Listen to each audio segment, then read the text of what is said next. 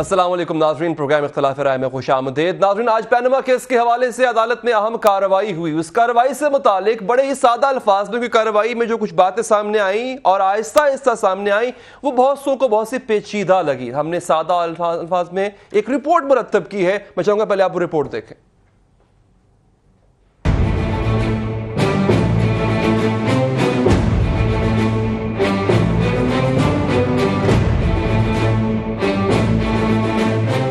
وزیر اعظم نے قوم سے خطاب اور پارلیمنٹ میں جھوٹ بولا۔ مریم نواز وزیر اعظم کی زیر کفالت لندن فلیٹس کی بینیفیشل اونر ہیں۔ قطری شہزادے کا خط بھی وزیر اعظم کے موقف کی نفی ہے۔ نیب وزیر اعظم کو بچانے میں لگا ہوا ہے۔ ریکارڈ سے ثابت کروں گا وزیر اعظم نے غلط بیانی کی۔ یہ دلائل ہیں تحریک انصاف کے وکیل نعیم بخاری کے۔ ان کا یہ بھی کہنا تھا اسحاق ڈار نے منی لانڈرنگ کا اعتراف کیا تھا، جس پر جسٹس عظمت سعید نے کہا کہ اس کیس کا فیصلہ آ چکا ہے۔ جسٹس اعجاز نے کہا کہ وزیر اعظم کے اسمبلی فلور اور عدالتی بیان میں تضاد ہے۔ شریف خاندان کے بیانات میں بھی تضاد ہے۔ جسٹس آصف کھوسا نے استفسار کیا کہ مریم شادی شدہ ہیں تو والد کے ساتھ کیسے رہتی ہیں۔ جسٹس عظمت سعید نے کہا کہ قطر میں سرمایہ کاری سے لندن فلیٹس خریدنے کا کہا گیا، جدہ میں اسٹیل مل لگانے کے لیے پیسہ کہاں سے آیا، فنڈز کی وضاحت نہیں۔ عدالت کو بتایا گیا دبئی بینک کا قرضہ 26 ملین درہم تھا، ادا صرف 21 ملین درہم ہوا۔ دبئی فیکٹری طارق شفیع کے نام تھی، فروغ سے انہیں کچھ نہیں ملا۔ جسٹس آصف سعید کھوسا نے کہا بتایا جائے 12 ملین درہم طارق شفیع نے قطر کیسے منتقل کیے، رقم جدہ سے لندن کیسے گئی یہ بھی بتایا جائے۔ جسٹس عظمت نے کہا کہ شریف خاندان اور التھانی گروپ میں معاہدے کا کوئی دستاویزی ثبوت نہیں۔ نعیم بخاری کا کہنا تھا کہ وزیر اعظم نے کہا کہ ہر چیز کے دستاویزات موجود ہیں، جس پر جسٹس عظمت سعید نے کہا کہ ایسے کوئی دستاویزات عدالت میں تو پیش نہیں کیے گئے۔ عدالتی استفسار پر نعیم بخاری نے بتایا معاہدے پر طارق شفیع کے دستخط تھے، جس پر جسٹس اعجاز نے کہا لگتا ہے کہ طارق شفیع کے دستخط کسی دوسرے شخص نے کیے ہیں۔ نعیم بخاری نے کہا کہ حسن نواز 12 اپریل 2001 کو کمپنی کے 100% شیئرز کے مالک بنے۔ جسٹس عظمت نے کہا کہ جو دستاویزات آپ دکھا رہے ہیں وہ متعلقہ حکام سے تصدیق شدہ نہیں۔ عدالت نے کہا کہ ثابت یہ کرنا ہے کہ شریف خاندان 2006 سے پہلے آف شور کمپنیوں کا مالک تھا۔ اگر یہ ثابت ہو گیا تو سارا بوجھ شریف خاندان پر ہوگا۔ ساری چیز کا لب لباب یہ ہے کہ ثابت یہ کرنا ہے کہ شریف خاندان ان پراپرٹیز کا 2006 سے پہلے مالک تھا، یا جن بچوں کا نام لیا جا رہا ہے وہ اس کے مالک تھے۔ ناظرین، تھوڑا اور وقت آپ کا لوں گا، آپ کا ساتھ چاہیے اور آپ سمجھ جائیں گے پوری کارروائی۔ سپریم کورٹ کی کارروائی ہو اور لیڈرز رہنما سپریم کورٹ کے باہر آ کے میڈیا کے مائکس دیکھ کر، کیمرے دیکھ کر کوئی بات نہ کریں، اور بات بھی ایسی نہ کریں کہ جس سے دوسرے کی جو ہے وہ اس کے بالکل ایسے نقطے پر جا کے وہ بات لگے کہ جس سے اس کی دل آزاری بھی ہو سکتی ہے۔ ایسی کچھ باتیں آج بھی ہوئی، ذرا پہلے باتیں سنیں۔ عوام کی عدالت میں تو یہ کیس ہار چکے ہیں۔ عوام کی عدالت میں ثابت ہو گیا ہے کہ یہ مال جو ہے یہ حرام کا ہے، ہمارے خون پسینے کا ہے، چوری کا ہے، ڈکیتی کا ہے، کمیشن کا ہے۔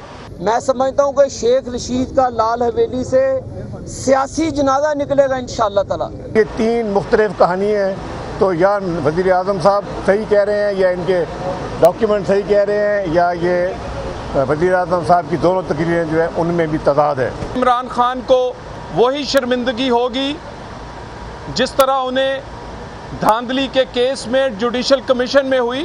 ڈرامے بازی اور رنگ بازی چھوڑیں خان صاحب، ثبوت لے کر آئیں۔ خان صاحب آپ پر فلم بنے گی تو دنیا شرمندہ ہوگی، کیونکہ آپ کی فلم جو ہے وہ تو سینسر بورڈ بھی پاس نہیں کرے گا، کیوں آپ کی زندگی کے ایسے کارنامے ہیں۔ ابھی تک کوئی چیز سامنے نہیں آئی ہے جس میں کسی قسم کا بھی وزیر اعظم صاحب کو اس سارے سلسلے کو ملوث کیا۔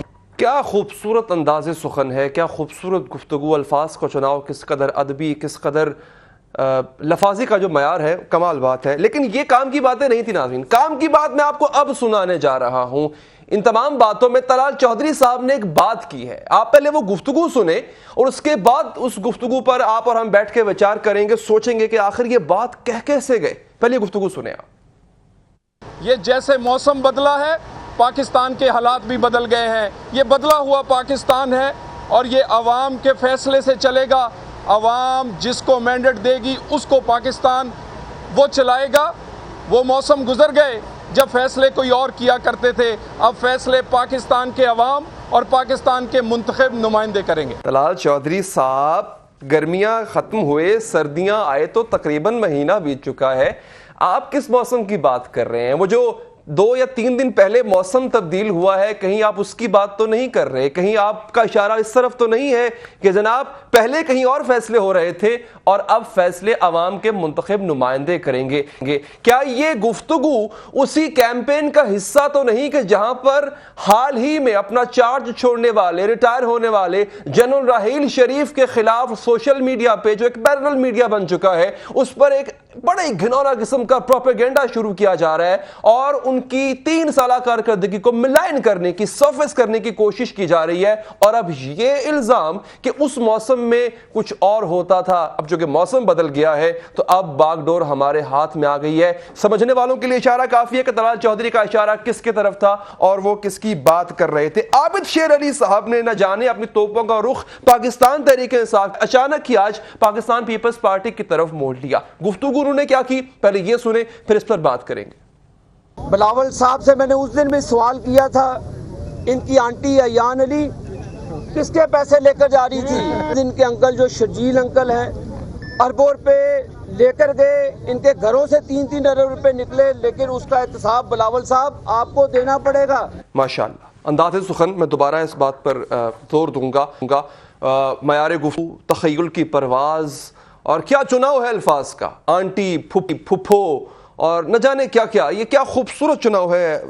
اور یہ میں آپ کو ایک چھوٹی سی بات یہاں بتا دوں, یہ ٹویٹ اس وقت آپ کے سامنے ہے بلاول بھٹو زرداری صاحب کا. کہتے ہیں کہ جب یہ مشکل میں ہوتے ہیں تو پاؤں پکڑتے ہیں اور جب مشکل سے نکل آتے ہیں تو گلا پکڑتے ہیں. اب پاکستان پیپلز پارٹی کا شاید ساتھ چاہیے نہیں یا ضرورت نہیں رہی, تو اب دوبارہ عابد شیر علی اور پھر جو باقی بڑے ہی جانباز سپاہی ہیں پاکستان مسلم لیگ نواز کے, وہ پیپلز پارٹی کی طرف توپوں کا رخ موڑ رہے ہیں.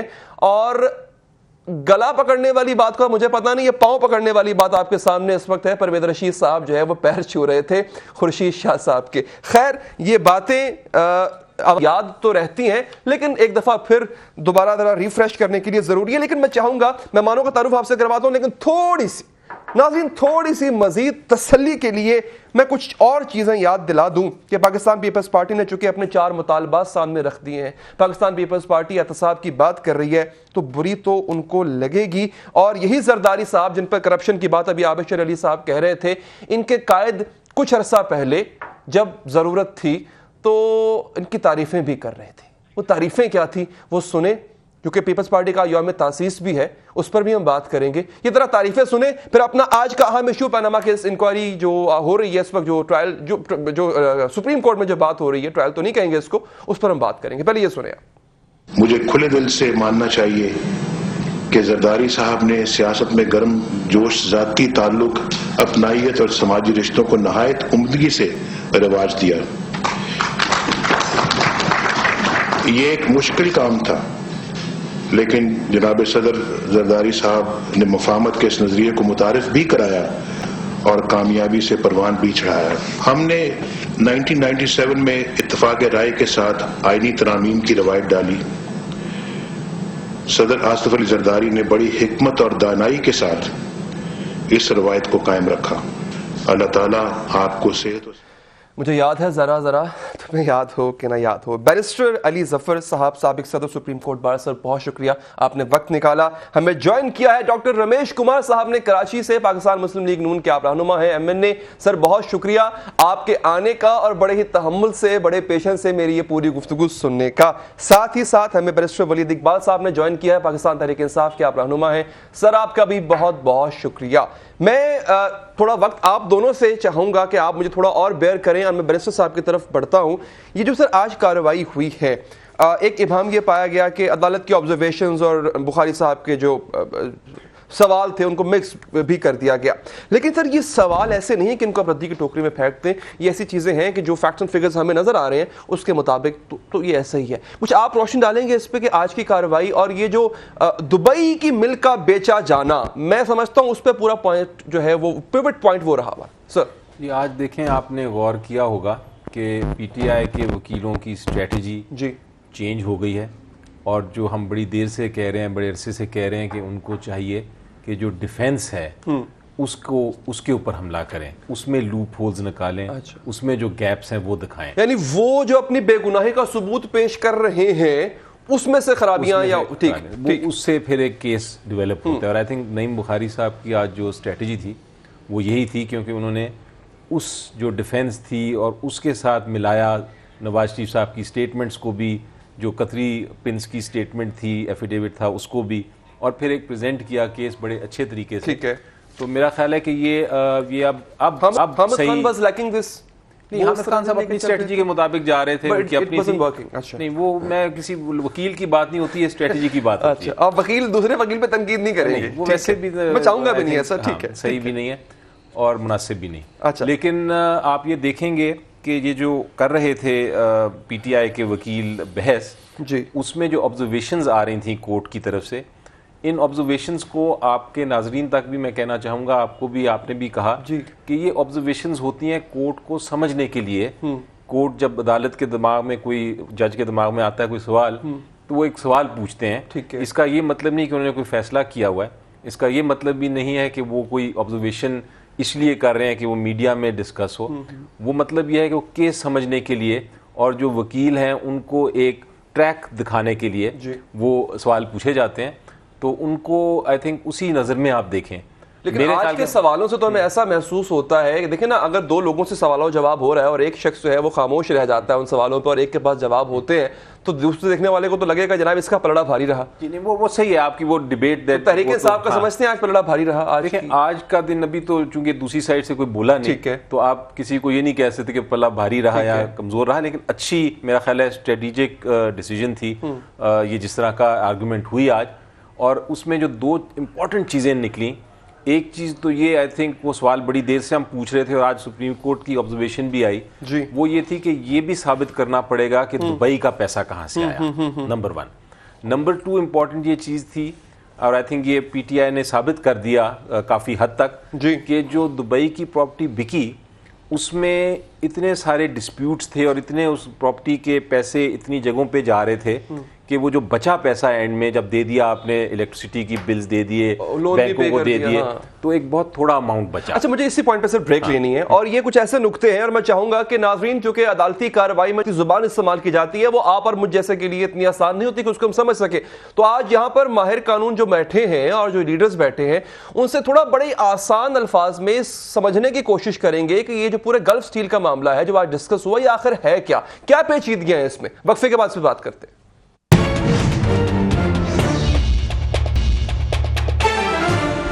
بریک کے بعد حاضر ہیں جی ڈاکٹر رمیش کمار صاحب. یہ جو عدالتی کارروائی ہوئی اس پہ تھوڑی دیر میں دوبارہ واپس آتا ہوں. بیرسٹر صاحب بھی ہیں اور ولید اقبال صاحب بھی ہیں. یہ جو عابد شیر علی صاحب کی آج گفتگو تھی, انداز گفتگو تو ان کا ایک خاص قسم کا ہے, اس پہ چلے ہم بات نہیں کرتے, لیکن یہ توپوں کا رخ پیپلز پارٹی کی طرف موڑ دینا اور پھر کچھ ماضی کی یادیں ایسی ہیں جس میں آپ پیپلز پارٹی کا ایسا شکریہ ادا کرتے نظر آتے ہیں کہ وہاں پر تو تشکر کی انتہا ہو جاتی ہے. تو یہ کیا ہے, کچھ سمجھ نہیں آیا, یہ کیا کیا عابد شیر علی صاحب نے آج؟ دیکھیں, پہلی چیز تو یہ کہ ہم جو پولیٹیکل لوگ ہیں, اور اسپیشلی یہ کہ سمجھتے ہیں کہ جمہوریت کیا چیز ہے, پولیٹیکل اسٹیٹمنٹ ایک جو چیز ہوتی ہے, مگر اس قسم کی بات جو ہے وہ نہیں کرنی چاہیے. مگر میں 2002 سے پولیٹیشین ہوں اور سیاست میں ہوں, پارلیمنٹ کے اندر ہوں. اس قسم کی جو زبان استعمال کی جا رہی ہے تقریباً 3-3.5 سالوں سے, یہ شروعات کس نے یہاں پہ پیدا کی, اور اس شروعات کے بعد بالکل ہمارے بھی جو لوگ ہیں, جو ہمارے کارکن ہیں, وہ بھی اس قسم کی زبان استعمال کر رہے ہیں. میں سمجھتا ہوں ایسی لینگویج استعمال نہیں ہونی چاہیے, اور پرائم منسٹر صاحب تو بالکل ان چیزوں کو پسند نہیں کرتے ہیں. میں آپ کو بتاؤں کہ جب لاہور میں ان کا جلسہ ہو رہا تھا 30 سپٹمبر کو, تو کچھ ہمارے کارکن جذباتی ہو رہے تھے پی ٹی آئی کی اسٹیٹمنٹس کو سن کے, مگر اس وقت بھی میاں صاحب نے کہا نہیں, میاں صاحب نواب صاحب نے بھی یہ کہا, اور پی ٹی آئی کو چھوڑیں آپ ایک دفعہ. اور پیپلز پارٹی کے حوالے سے بھی اگر آپ دیکھیں کہ کچھ دنوں سے پیپلز پارٹی کے بھی لوگ اگر ایسی اسٹیٹمنٹ دیتے ہیں, پیپلز پارٹی کے بھی لیڈر نے بھی جو ہے وہ آپ دیکھیں کہ کشمیر کی الیکشن کے دوران جو ان کی اسٹیٹمنٹس تھی ताली एक हाथ से नहीं बजती। अयान आंटी क्या लफ्ज़ है? फर्क ये डॉक्टर साहब मुझे ये कि बताएं, पीपल्स अयान आंटी पार्टी क्या लफ्ज़ और है? पीटीआई के लीडर ऐसी जबान इस्तेमाल करते हैं। पीटीआई को नहीं, आपके पीपल्स सर पार्टी पे और पीटीआई पीटीआई में लीडर ऐसी इस्तेमाल करते हैं जबान, हमारे पास कारकुन ऐसी जबान इस्तेमाल करते हैं। आप छोड़े, I am not talking about PTI sir, PTI is not the topic right now. मैं कहता हूं कि नहीं, बिल्कुल नहीं होनी चाहिए। आबिद अली साहब की जो अंदाजे गुफ्तगू, आप एक पढ़े लिखे आदमी है डॉक्टर साहब, आप एक पढ़े लिखे आदमी है, मैं समझता हूँ आप जैसे बंदे को वोकल पर्सन होना चाहिए पाकिस्तान मुस्लिम लीग नून का। तलाल चौधरी साहब, दनियाल अजीज साहब, आबिद अली साहब, ये क्या फुफो आंटी, आप सुप्रीम कोर्ट के बाहर खड़े हैं, आप नेशनल लीडर हैं, खुदा का खौफ करें सर। अगर रास्ते चलते हुए कुत्ता भौंकेगा तो मैं भी भौंकूंगा, उसके आगे क्या? अली अदर साहब देखें, इस वक्त मेरे भाई वलीद इकबाल साहब भी बैठे हैं, मेरे उनके साथ भी काफ़ी प्रोग्राम हुए हैं, बैरिस्टर अली ज़फ़र से साहब के साथ भी प्रोग्राम हुए हैं। मैं समझता हूँ आदमी का अखलाक जो है, आदमी का बोलना जो है, वो सिर्फ ज़बान के ऊपर डिपेंड करता है। और ऐसी ज़बान जो है, मैं तो कम से कम इन चीज़ों के फेवर में नहीं हूँ कि ऐसी ज़बान इस्तेमाल की जाए कि कल दोबारा जो है वो कहे कि मैंने ये नहीं कही थी। मैं समझता हूँ कि सियासत एक इबादत है, सियासत अदाकारी नहीं है कि हम किसी के ऊपर इल्ज़ाम लगाएं कोई, मगर कम से कम पॉलिटिशियन के मुंह से ऐसी जबान इस्तेमाल नहीं होनी चाहिए। मैं वलीद इकबाल साहब की तरफ बढ़ता हूं है और आपकी मगर यहाँ पे आपके ऐसी खूबसूरत इखलाक की वजह से आपसे मोहब्बत है, आपसे प्यार है, आप भाइयों की तरह, बहुत अच्छी बात आपने की। वलीद इकबाल साहब, अब जरा केस पे आ जाते हैं। पीपल्स पार्टी के जो कमेंट्स हैं इस पर अगर आप कमेंट देना चाहें आपकी मर्जी, लेकिन जरा केस पर भी आ जाते हैं। कहा यह जा रहा है कि आज जिस तरह से नईम बुखारी साहब ने दलाइल दिए और बड़े लंबी उन्होंने जो है वो बात की, बड़ी देर तक दलाइल देते रहे, उससे आपके केस को एक नई डायरेक्शन मिली है। लेकिन इसी नई डायरेक्शन को पाकिस्तान मुस्लिम लीग नून के रहनुमा दानियाल अजीज तनकीद का निशाना बना रहे थे कि पहले कुछ और कहा आपने, आज कुछ नया पंडोरा बॉक्स लेकर आ गए आप।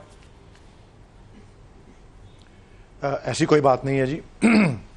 इसकी सारा जो है इसका मरकज़ वो मैं वाज़े कर देता हूँ अभी, ताकि उसका इबहाम दूर हो जाए, और कोशिश करता हूँ कि आम और आसान ज़बान में करूँ।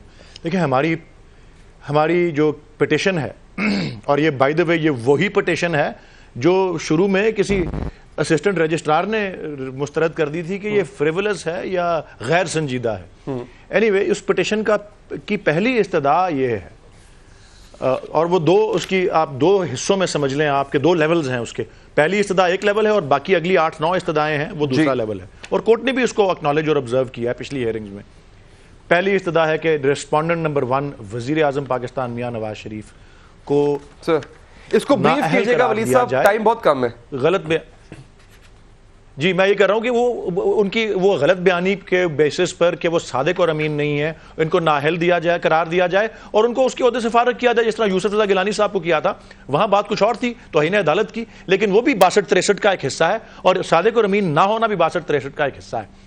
अब उसको जिस ट्रैक पे हामिद खान साहब ने रखा था, कोर्ट ने उसको कहा कि हम उस ट्रैक में इंटरेस्टेड नहीं है। उन्होंने पिछली हियरिंग पे बता दिया कि जी हम इस ट्रैक को चाहते हैं, और 13 दिन तैयारी के दे दिए। सो तवक्को यही थी कि पूरी तैयारी करके नईम बुखारी साहब आएंगे, और ठीक उन्होंने तैयारी की, और उसमें कोई ऐसी इस्तदा के हवाले से ही बात उसमें हुई है, उस ट्रैक के ऊपर जिस पे कोर्ट ने कहा है कि हम फ्लैट्स के हवाले से और मनी ट्रेल के हवाले से आपको यही बात साबित करनी है, जो मैं आज समझ पाया हूं। बल्कि मैं यही बात अगर बैरिस्टर साहब आपकी तरफ लेके आता हूं सर, तो बड़ी अहम बातें जो वलीद इकबाल साहब ने बड़ी अहम बात की। एक बात तो अदालत ने की कि 2006 से पहले की आपने मलकियत साबित करनी। एक अच्छा, ये जो गलत बयानी वाली बात है सर, इस पे बहुत शोर मच रहा है। अदालत में कोई एफिडेविट तो नहीं है मियां साहब का, लेकिन तकरीर जरूर है 2 जगहों पे, एक तरफ खिताब तकरीर, ये मैटर करता है सर?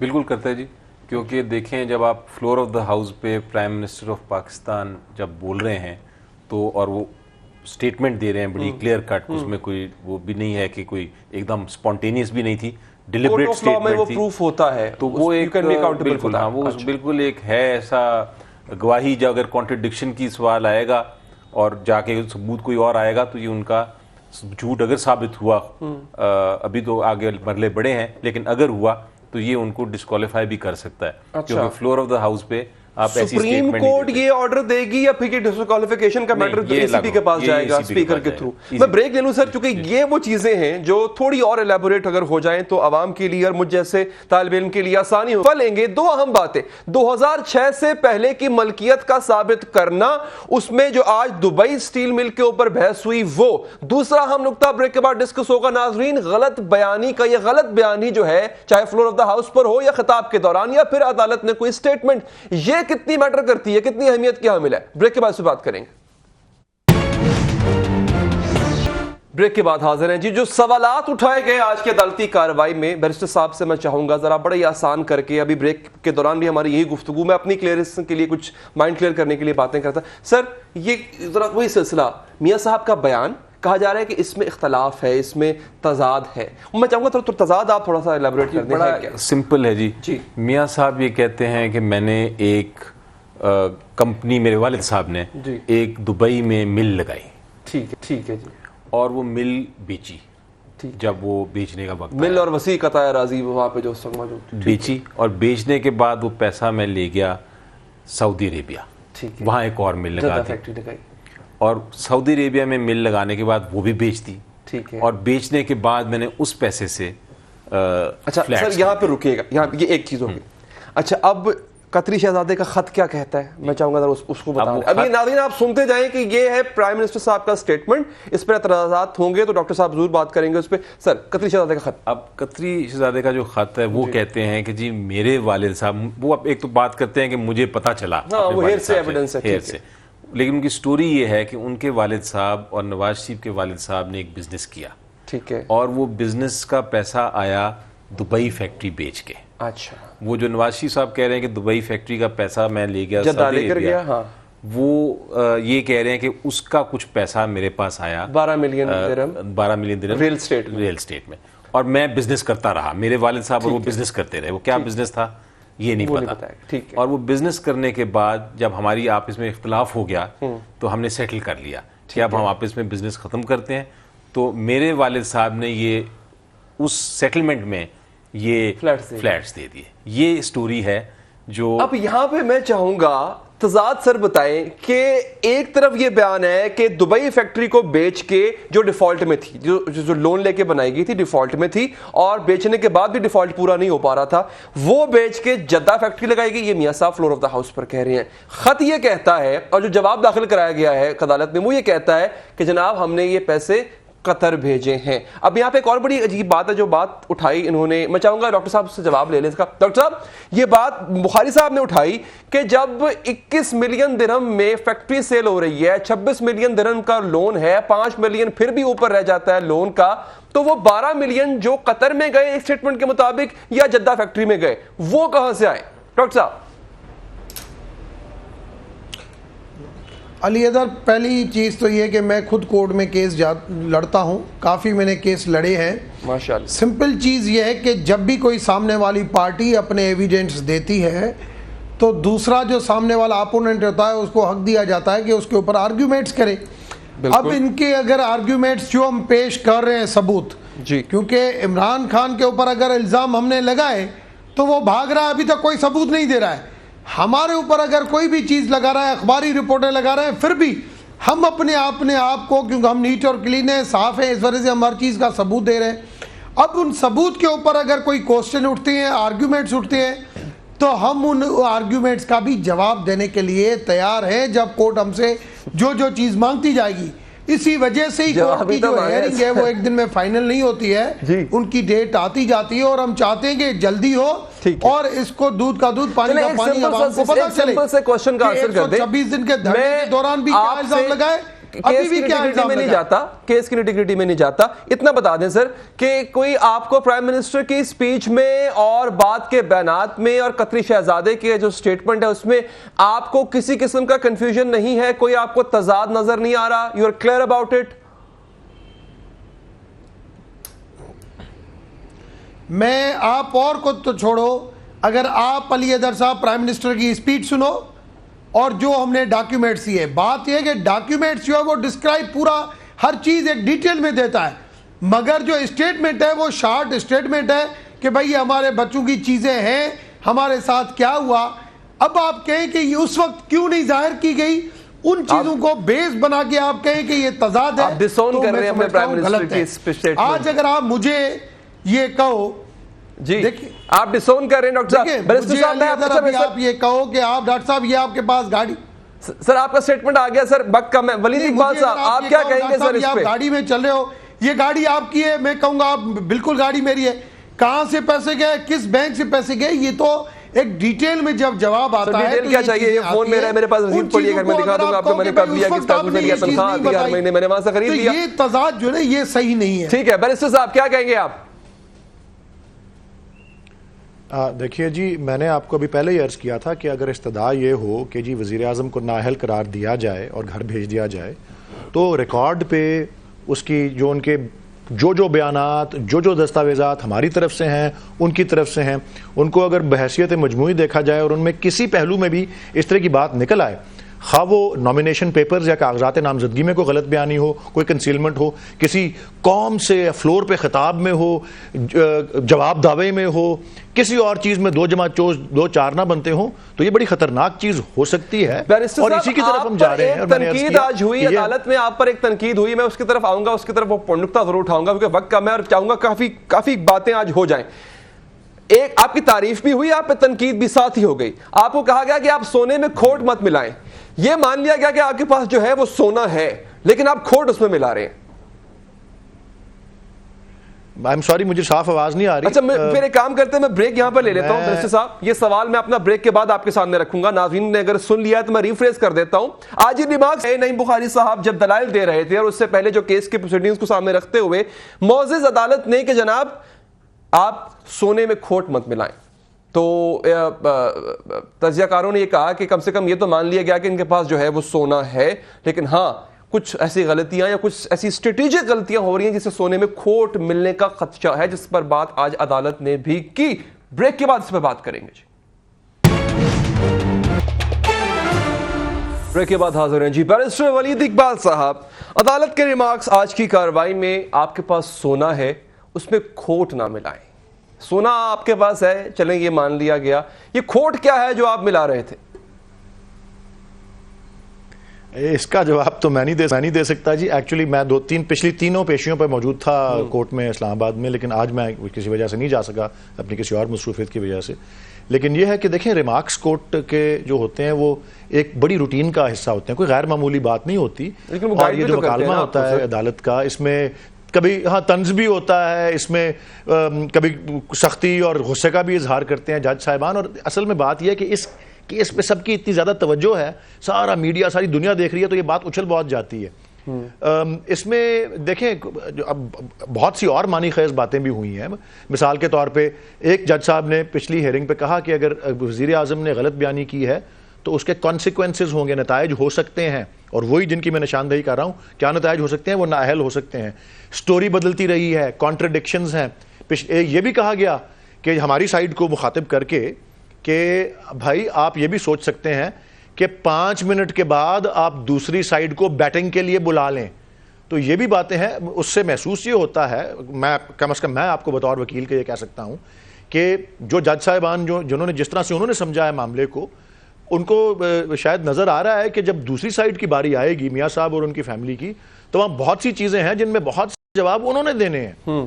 تو اس کی بھی اپنا یہی بات بیرسٹر علی ظفر صاحب نے کی تھی ابھی ہماری باتیں ولید اقبال صاحب, کہ آپ پہلے غلط جگہ پر جو ہے وہ ہٹ لگا رہے تھے, آپ کو ڈیفنس کو ہٹ کرنا تھا, اور نعیم بخاری صاحب نے بھی اسٹریٹجی اپنائی ہے which seems to be going to the right direction.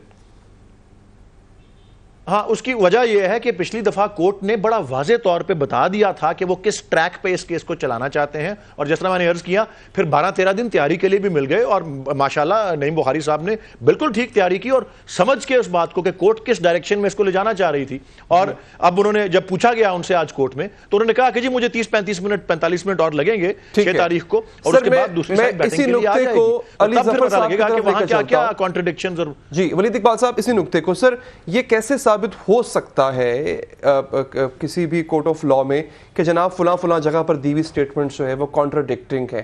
اس پہ میں چاہوں گا آپ کلوزنگ ریمارکس بھی دے دیں اپنے. یہ دیکھیں, جب ایک ٹرائل ہوتی ہے جب کسی جگہ پہ, اور ایک اسٹیٹمنٹ آتی ہے اوتھ پہ, اور کہا جاتا ہے کہ جی میں نے یہ میری اسٹیٹمنٹ ہے, تو پھر ڈیفینس کا حق ہے یا پروسیکیوشن کا حق ہے کہ وہ اس کی کوئی اور اسٹیٹمنٹ اگر کسی جگہ پہ, اخبار میں, کسی پریس میں, کسی پارلیمنٹ میں, جس طرح اس کیس میں اخباری تراشوں کو تو مجھے ایسا لگ رہا ہے کارروائیوں کو سن کے, معزز جج صاحبان کی بات سن کے, دے آر ڈسکریجنگ دیم, مطلب ان کی کوئی اتنی حوصلہ افزائی نہیں ہو رہی ہے. ایسی بات نہیں. اگر میں نے کوئی اسٹیٹمنٹ دی اور وہ اخبار میں آئی ہے اور میں نے اس کو کانٹریڈکٹ نہیں کیا, تو میں اس کا مطلب ہے کہ میں نے مان لی کہ میری وہ اسٹیٹمنٹ درست تھی. کانٹریڈکٹ کرنا پڑتا ہے. تو اگر اس قسم کی کوئی اسٹیٹمنٹ تراشے استعمال ہو سکتے ہیں, جی بالکل, وہ ایک حکومت بھی جا چکی ہے جی. اگر اس قسم کی اسٹیٹمنٹ آئے تو وہ ٹرائل میں اس کو کنفرنٹ کیا جا سکتا ہے کہ آپ نے فلاں جگہ پہ تو یہ اسٹیٹمنٹ دی تھی, اب آپ یہ کر رہے ہیں, تو دونوں اسٹیٹمنٹس میں کانٹرڈکشن ہے. نواز شریف صاحب کی جو کانٹرڈکٹری اسٹیٹمنٹ ہے, میرے پاس 1 منٹ رہ گیا, میرے دل تھا کہ اور بھی اس پہ بات ہو جائے, لیکن میں آخری ریمارکس چاہوں گا ڈاکٹر رویش کمار صاحب, آپ اس حوالے سے دیں, 2 سوالوں کا جواب مختصراً دے دیں. پیپلز پارٹی بھی اب آپ کو جو ہے بری لگنے لگ گئی ہے, میں کیس کی بات نہیں کروں گا, کیوں؟ ہمیں کوئی پولیٹیکل پارٹی بری نہیں لگ رہی ہے, ہم ہر پولیٹیکل پارٹی کا قدر کرتے ہیں. ایون پی ٹی آئی جو ایسی زبان استعمال کر رہی ہے اس کا ہی قدر کر رہے ہیں, تو پیپلز پارٹی کا کیوں نہیں کریں گے؟ دوسری چیز یہ کہ پورے پروگرام کے اندر آپ دیکھیں گے, ان کو ولید اقبال صاحب کو بھی پتا ہونا چاہیے کہ جج صاحبان ان کو بھی کہہ رہے ہیں کہ آپ جو الزام لگا رہے ہیں صرف اخباروں کی بنیاد کے اوپر اور ہوا کے اندر الزام لگا رہے ہیں, کہ کم سے کم اگر آپ بھی کسی کے اوپر الزام لگاتے ہیں تو آپ کے پاس بھی ثبوت ہونے چاہیے. مگر پھر بھی آپ کے پاس ثبوت ہے یا نہیں ہے؟ ہم نیٹ اور کلین اگر ہمارے اوپر الزام لگا رہے ہیں, ہم ان چیزوں کو ثابت کر کے آپ کو دیں گے, ہمارا فرض ہے, کیونکہ جب آدمی کی نیت صاف ہوتی ہے, صاف ہوتا ہے, تو وہ اپنے اللہ آپ کی نیت کو ایسی رکھے. ڈاکٹر صاحب, یہ پینما پیپرز جو ہے نہ پی ٹی آئی لے کر آئی ہے, نہ یہ ہوا ہے, یہ ایک انٹرنیشنل کنسورشیم کی محنت کا حصہ رزلٹ ہے. اور دوسری بات یہ, P T I investigative agency نہیں ہے, the onus resides on you. Imran Khan کی جو آف شور کمپنیاں ہیں, اس نے اپنے جواب کیوں نہیں داخل کیا ابھی تک؟ سر سوری, عمران خان نے اپنے جواب کیوں نہیں داخل کیا؟ ڈیٹ کے اوپر ڈیٹ لے رہا ہے, ہم تو ڈیٹ نہیں لے رہے. بہت شکریہ بیسٹر علی ظفر صاحب, آپ کا بھی سر بہت بہت شکریہ. اور وقت ہوتا اور بھی کچھ موضوع تھے, لیکن کوشش کریں گے کل کے پروگرام میں چیزیں ڈسکس کریں. فی الحال تک کے لیے اتنا ہی, دیجیے اجازت, اللہ نے کے بعد.